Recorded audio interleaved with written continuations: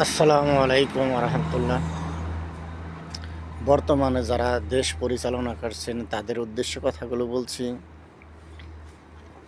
বিশেষ করে doctor Mohammad Yunus sir, আপনার কাছে অনুরোধ যে আমরা দুইটা কারণে অপরাধ বাংলার জমিনে বেশি, পাপ বেশি। একটা হলো সুশাসন, সুশিক্ষা।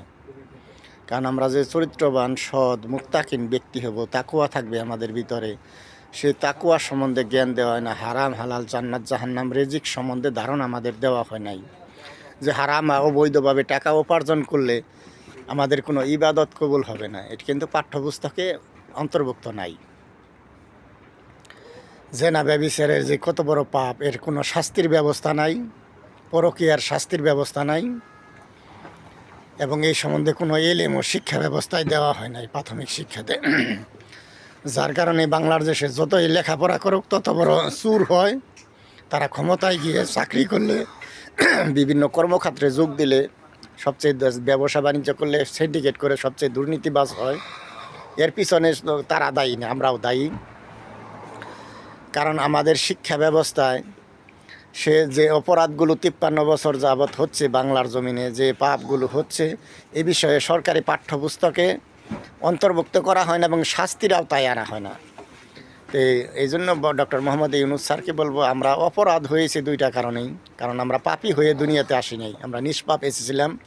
আমাদের যদি চুরি করলে হাত কাটতো, তাহলে আমরা চুরির চিন্তাটাই আমাদের মাথায় থাকতো না। কিন্তু আমরা ক্ষমতায় গিয়ে চাকরি করলে, ব্যবসা বাণিজ্য করলে আমরা চুরি করি। তেমনি জেনা ব্যভিচার করলে মৃত্যুদণ্ড দিত, তাহলে আমরা ওই জেনা ব্যভিচারের পরকীয়ার চিন্তা আমাদের মাথায় আসতো না। কারণ আমরা এই দীর্ঘ 98 থেকে বিদেশ থেকে এখন দীর্ঘ 26 বছর, 2024 সাল পার হয়ে যায়, কিন্তু এখানে জেনা ব্যভিচারে লিপ্ত হয়নি কেন? এদেশে আইন আছে, জেনা ব্যভিচারে লিপ্ত হলে, পরকীয়া করলে। এই আইনটা বাংলার জমিনে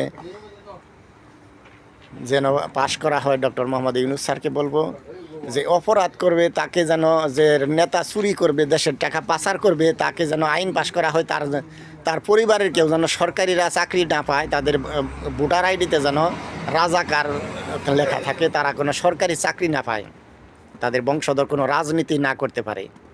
যারা সরকারি চাকরি করে দেশে দুর্নীতি করে, ঘুষ খায়, তাদের একই অবস্থা, যা তাদের ভোটার আইডিতে তাদের যেন রাজাকার। কারণ ওরাই সবচেয়ে বড় রাজাকার। আমাদের দেশে রাজাকার খুঁজে আলেমদের মাঝে, অথচ যে রাজাকার বলে চিল্লায় 24 ঘন্টা, সে দুনিয়ার সবচেয়ে বড় রাজাকার। কারণ যে ক্ষমতায় ছিল, সে যদি ওই দলের লোকগুলা দুর্নীতি করত, ওই লোকগুলা শাস্তির আওতায় আনা হতো, তাহলে দুর্নীতি কমে যেত। মানুষ ওই দলটাকে কিয়ামত পর্যন্ত ওই দলটাকে স্থায়ীভাবে রাখতো ভোট দিয়ে। কিন্তু আমাদের দেশে যে নেতা হয়, সেই চুর হয়, দুর্নীতিবাজ হয়, সরকারি টাকা চুরি করে। কারণ আমাদের ইমান নাই, তাকুয়া নাই। এই তাকুয়া অর্জন করতে হলে যাদের মাঝে তাকুয়া আছে, তারা শুধু পরের বাড়ি খাইয়ে বেড়ায়, তারা এই তাকুয়াটা কাজে লাগায় না।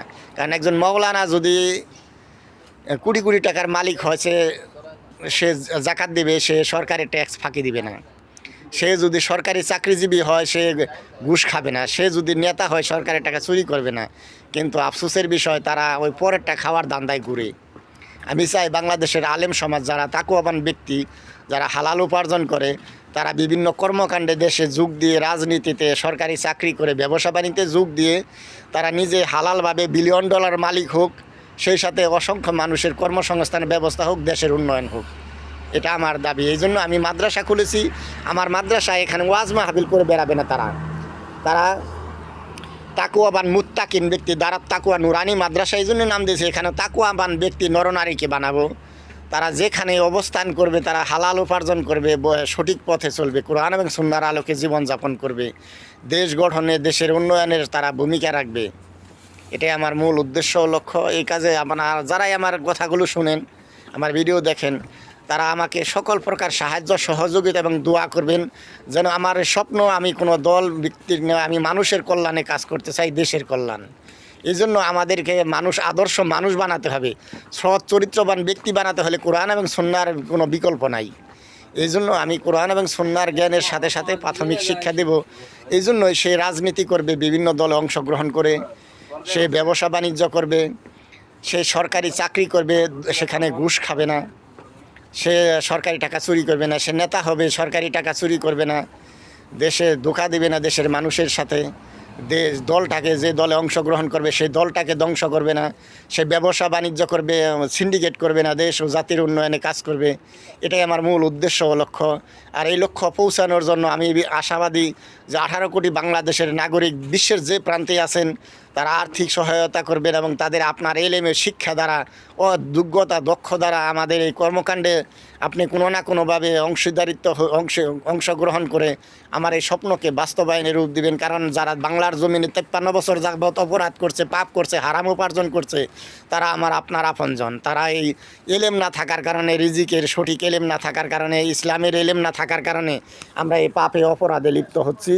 এই জন্য আমরা চাই যে মোবাইলটা দিয়ে আপনি হারাম হালাল জান্নাত জাহান্নাম রিজিক সম্বন্ধে ইসলামের যতগুলো জ্ঞান আপনার কাছে এসে পৌঁছে সেগুলো বারবার শেয়ার করে, আমরা গান বাজনা হারাম বিভিন্ন কাজ আমরা শেয়ার করি এবং সেগুলো দেখি, সেগুলো থেকে বিরত থেকে আমরা দিনই ইসলামের শিক্ষা দেই। সেই সাথে প্রাথমিক যে শিক্ষা অর্জন করি আমরা, সেই শিক্ষাটা এই মোবাইলের মাধ্যমে ছড়িয়ে দেই, বিভিন্ন মিডিয়ার মাধ্যমে, যাতে মানুষ বিভিন্ন বিষয়ে এলেম অর্জন করে এই মোবাইল থেকে। আমরা বিভিন্ন হারামে লিপ্ত, এই মোবাইল দিয়ে বিভিন্ন পাপ কাজে লিপ্ত আছি। সে পাপ থেকে নিজেকে ফিরিয়ে নিয়ে আমরা যে দুনিয়াতে যে শিক্ষা এলেম অর্জন করেছি, শিক্ষা বিভিন্ন বিষয়ে অভিজ্ঞতা অর্জন করেছি, সেগুলো শেয়ার করি।